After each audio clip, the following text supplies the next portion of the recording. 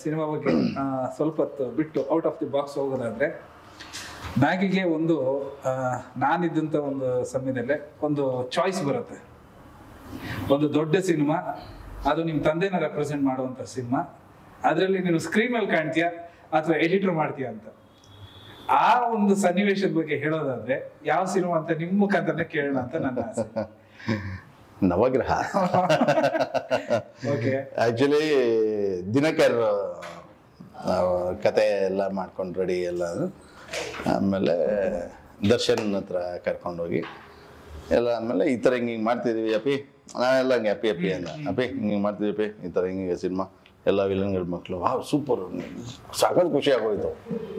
ಎಲ್ಲರೂ ಇದ್ರು, ತರುಣ್, ವಿನೋದ್ ಪ್ರಭಾಕರ್ ಎಲ್ಲರೂ ಎಲ್ಲ ಇದ್ದು. ಆಮೇಲೆ ಗಿರಿ ದಿನೇಶು ಎಲ್ಲ ಮಾಡ್ಕೊಂಡು, ಇನ್ಫ್ಯಾಕ್ಟ್ ಗಿರಿ ದಿನೇಶು ಇನ್ನೂ ಫೈನಲ್ ಆಗಿರಲಿಲ್ಲ.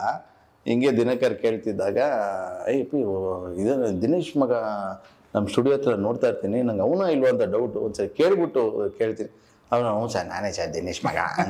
ಏನು ರೀ ನೀವು ಬರ್ರಿ ನೀವು ಅಂದ್ಬಿಟ್ಟು ಕರ್ಕೊಂಡು ಎಲ್ಲ. ಅದಕ್ಕೆ ಮುಂಚೆ ದರ್ಶನ್ ಕೇಳಿದ್ದು, ಅಬೇ 2 ಆಪ್ಷನು, ಒಂದು ಆ್ಯಕ್ಟ್ ಮಾಡ್ತೀಯಾ ಇಲ್ಲ ಎಡಿಟಿಂಗ್ ಮಾಡ್ತೀಯಾ, 2 ಕೊಡು ಅಂದೆ. 2 ಇಲ್ಲ 2ರಲ್ಲಿ 1.